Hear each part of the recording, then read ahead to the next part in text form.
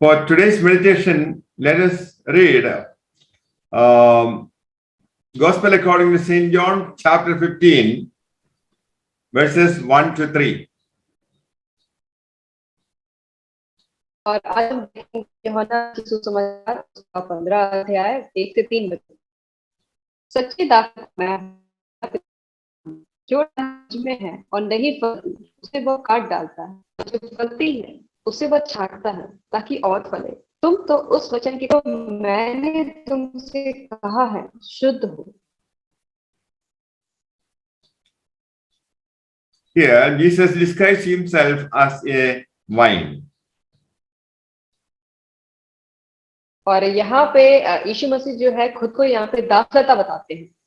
Jesus said, I am the true vine, and my Father is the gardener.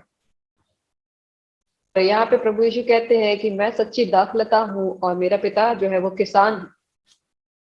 The vine was recognized as a symbol of Messiah.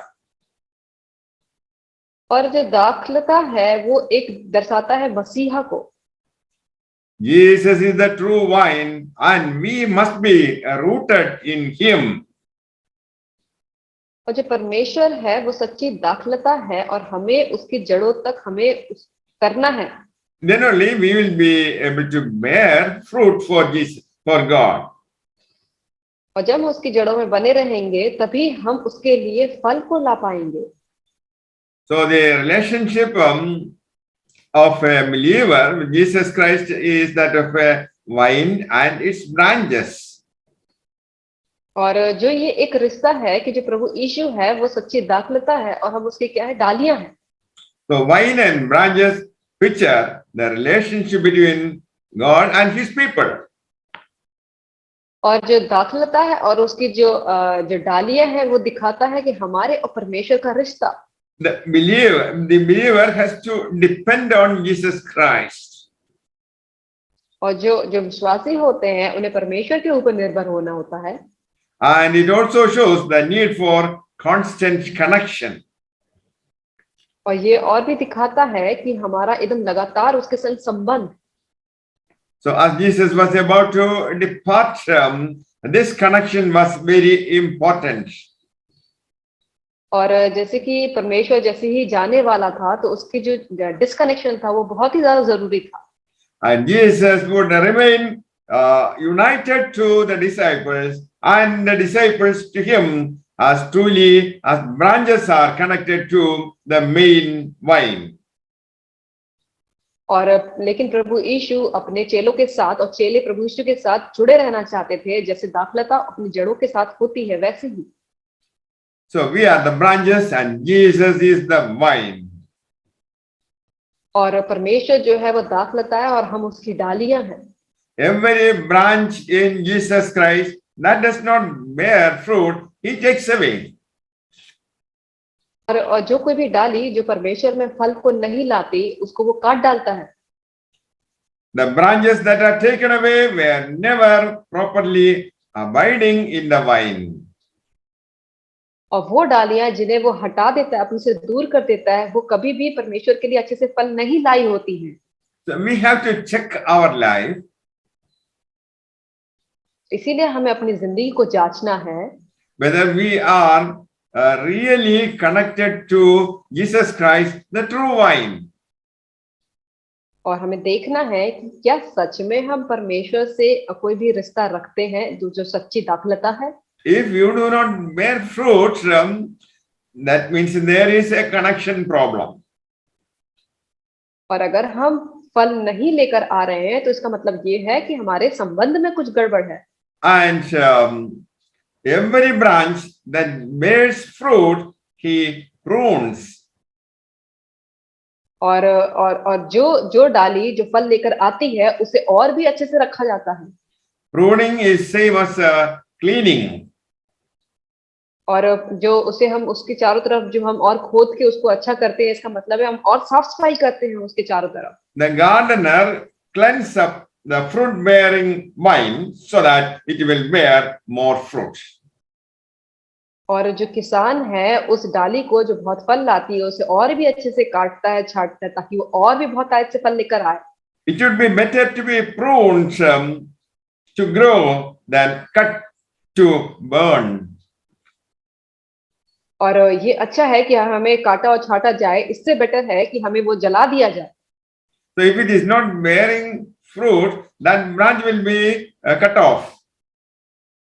और अगर हम वो डाली जो फल नहीं लेकर आती है, उसे काट डाला जाता है। But if we can prune the branch, however painful it is, it will bear fruit. और जब हम एक डाली को काटते हैं और छाटते हैं, हो सकता है वो दर्द में होता है, लेकिन वो बहुतायत से फल भी लाता है। When you and I hear the word of God, we are cleaned. और जब आप और हम परमेश्वर के वचन को सुनते हैं, तो हम साफ हो जाते हैं। So the disciples heard and received much of his teaching. और जो यीशु के चेले थे, उन्होंने परमेश्वर की शिक्षाओं को सुना था। They were clean because of the word. और वो साफ थे क्योंकि उस परमेश्वर के वचन के कारण। So word of God condemns sin. It inspires holiness. और जो परमेश्वर को जो वचन है, वो दोष को हटाता है और पवित्रताई को लेकर आता है। And it promotes growth. और वो उन्नति को लेकर आता है।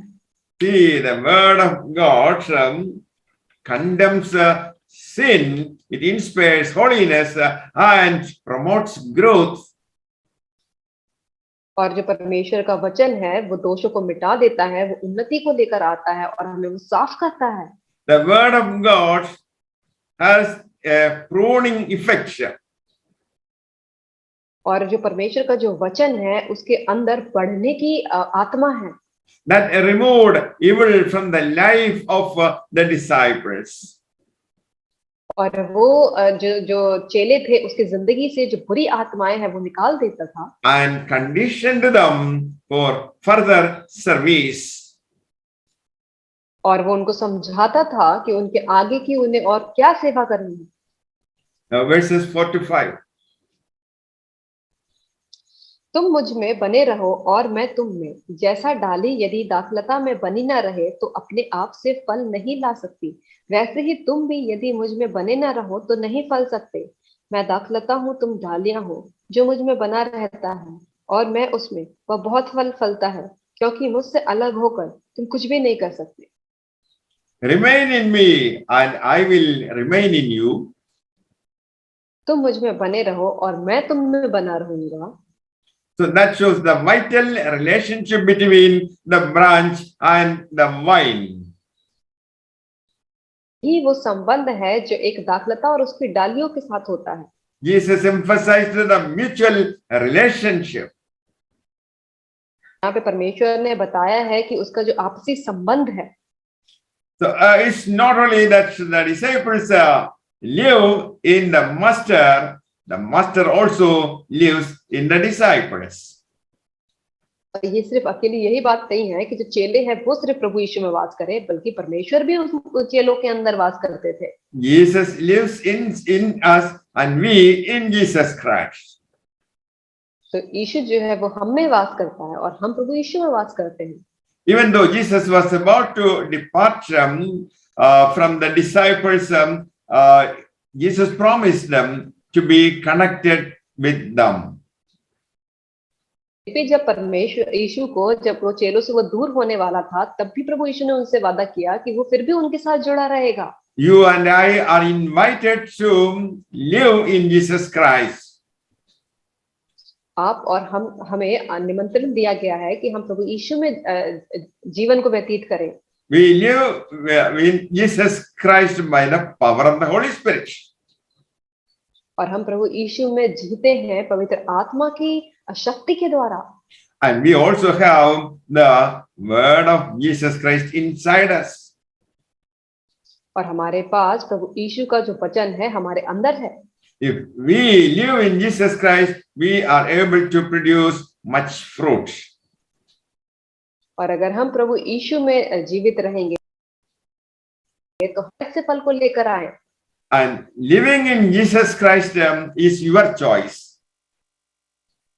और प्रभु यीशु में जीवन को व्यतीत करना ये हमारा चॉइस है। It is impossible for the branch to bear grapes if it is not connected to the vine.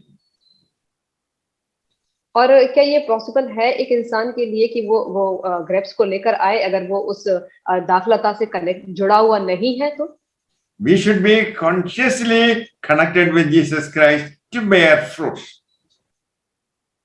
और इसीलिए हमें बहुतायत से ये जरूरी है कि हमें प्रभु यीशु के साथ जुड़े रहना है ताकि हम फल को लेकर आ पाए।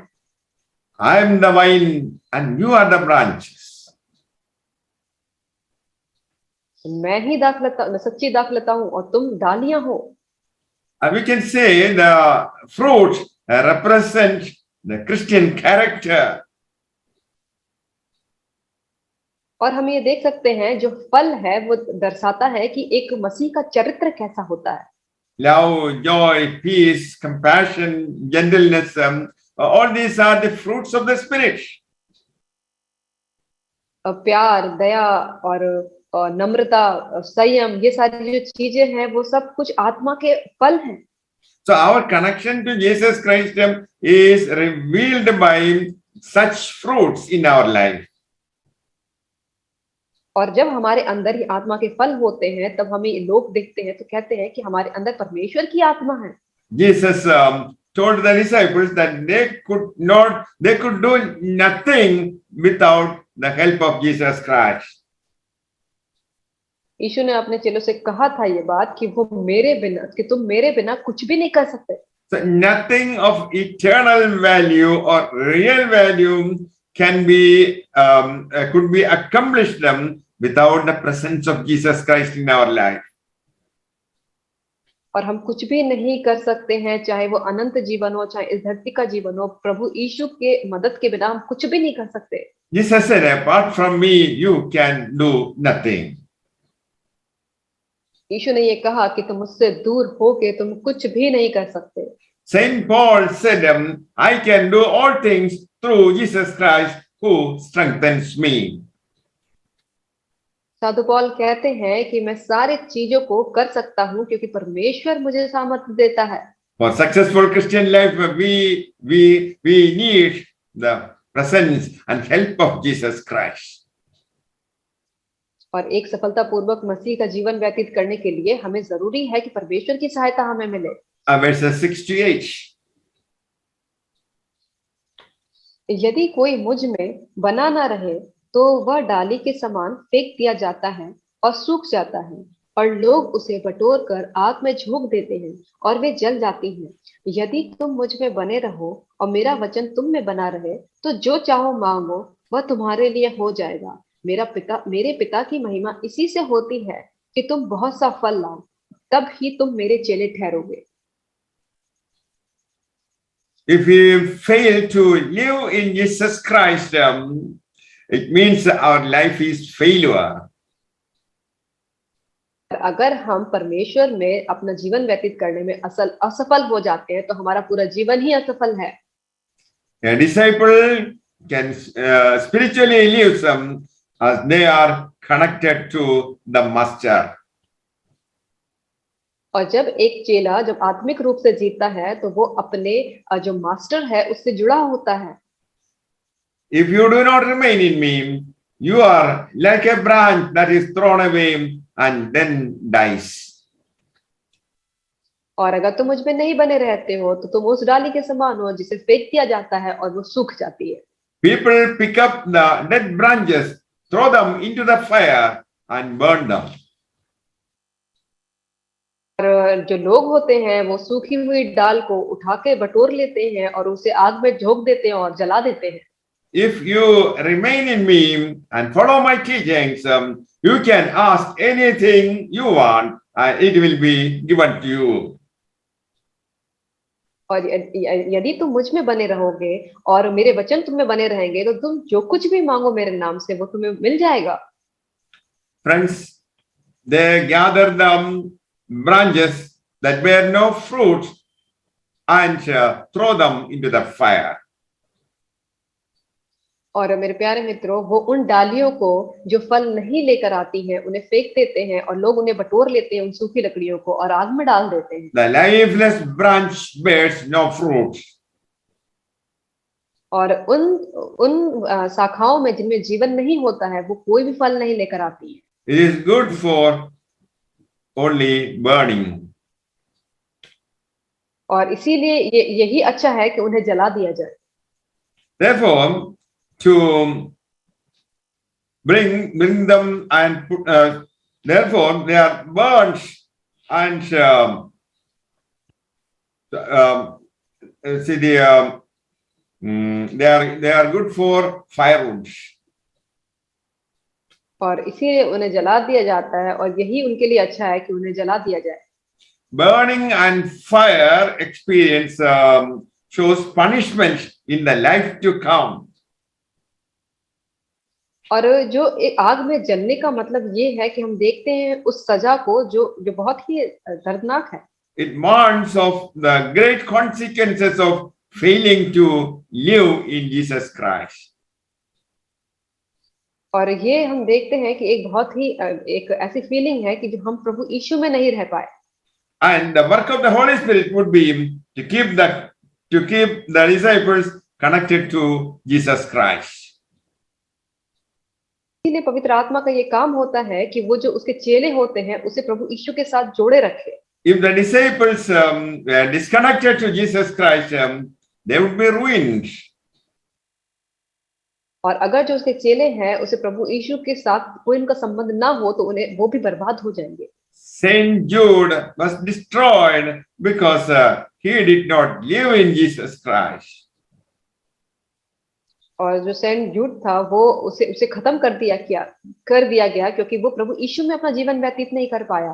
If you live in me, my words live in you. अगर तुम मुझ में रहोगे तो मेरा वचन तुम में रहेगा। So if we have the word of God inside us, we will obey his commandments. और अगर हमारे अंदर परमेश्वर के वचन रहेंगे तो हम उसकी आज्ञाओं को मानेंगे। If you are an obedient Christian, you will ask whatever you desire and it shall be done. और अगर आप एक आज्ञाकारी मसीह हैं तो आप जो कुछ भी क्यों ना मांगे आपके लिए वो हो जाएगा। So the idea is that each believer should be faithful to the word of God. तो आइडिया ये है कि जो उसके जो मानने वाले हैं उनको ये है कि वो उसके लिए वफादार रहे। So one of the symptoms of abiding to Jesus Christ is the idea of answered prayers. और हमारी प्रार्थनाओं को उत्तर पाने के लिए एक संकेत ये है कि हम उसके वचनों को माने। If something is wrong in the connection, that will be a failure. और अगर कुछ गड़बड़ है हमारे और परमेश्वर की कनेक्शन में तो ये एक असफलता का कारण है। But something is not right in the asking. और या तो ये कुछ गलत है कि हम उससे गलत तरीके से कुछ मांग रहे हैं। So the spiritual life is master in him. और इसीलिए हमें जो हमारी आत्मिक जीवन है उसमें हमें एकदम बहुत ही अच्छा करना है। And his aspirations are holy. और उनके जो मांगने वाले हो सकते वो पवित्र हो। And his life is heavenly and godlike. और उनकी जो जिंदगी हो वो स्वर्गीय हो, वो परमेश्वर की जिंदगी हो। Jesus said, when you bear much fruit, my Father is glorified. और परमेश्वर यीशु कहता है कि जब तुम बहुतायत से फल लेकर आते हो तो इससे मेरे परमेश्वर की महिमा होती है। The purpose of fruit bearing is to bring glory to the Father. और हमारे बहुतायत से फल लाने का मकसद यही है कि हम परमेश्वर की महिमा कर पाएं। Fruit bearing is not to bring glory to the disciples. और जब हम फल लेकर आते हैं तो इसका मतलब ये नहीं है कि तुम उन चेलों की महिमा हो। Verse 9 to 11. जैसा पिता ने मुझसे प्रेम रखा वैसे ही मैंने तुमसे प्रेम रखा, मेरे प्रेम में बने रहो। यदि तुम मेरी आज्ञाओं को मानोगे तो मेरे प्रेम में बने रहोगे, जैसा कि मैंने अपने पिता की आज्ञाओं को माना है और उसके प्रेम में बना रहता हूँ। मैंने ये बातें तुमसे इसीलिए कही है कि मेरा आनंद तुम में बना रहे और तुम्हारा आनंद पूरा हो जाए। So you and I will be able to live in His love, in the love of Jesus Christ, if we can obey the commandments. हम और आप उसके प्रेम में बने रह सकते हैं अगर हम उसकी आज्ञाओं को माने तब। A person who obeys the commandments alone can be called a disciple. और वो इंसान जो उसकी आज्ञाओं को मानता है उसको ही वो केवल हम चेला कहते हैं। A true disciple should honor His word and commandments. और जो सच्चा चेला होता है वो उसके जो वचन है वो उसकी बहुत इज्जत करता है और उसकी आज्ञाओं को मानता है। And the true disciple will love fellow disciples. और जो सच्चा चेले होते हैं वो अपने और भी जो चेले होते हैं उनसे वो प्यार करता है। A true disciple will give sacrificial service for fellow disciples. और जो सच्चे जो चेले होते हैं वो एक त्याग की भावना को रखते हैं अपने और भी चेलों के लिए जो मसीह को मानते हैं। A true disciple of Jesus Christ trusts love for God, the Father and the Son.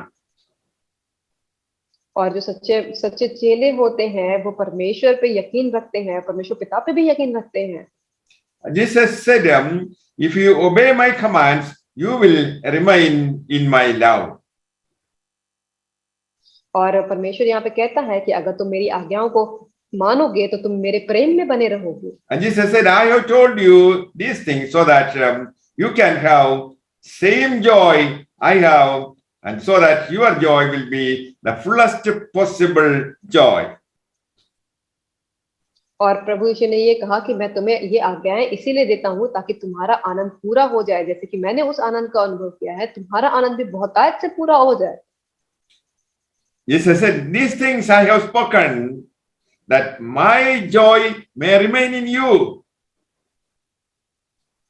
और यीशु कहता है कि ये बातें मैंने तुमसे इसीलिए कही ताकि मेरा आनंद तुम में बना रहे, And that your joy may be full. और तुम्हारा आनंद पूरा हो जाए। Failure to obey and abide lead to denial of fullness of joy. और जब हम उसकी आज्ञाओं को मानने में असफल हो जाते हैं इसका मतलब ये है कि हम उसके आनंद को उठा नहीं पाते हैं। And Jesus promised the joy to the full only those people who live in Him and obey His commandments. और परमेश्वर ने अपने आनंद उन लोगों को दिया है जो उसके आज्ञाओं को मानते हैं, जो उससे प्रेम करते हैं।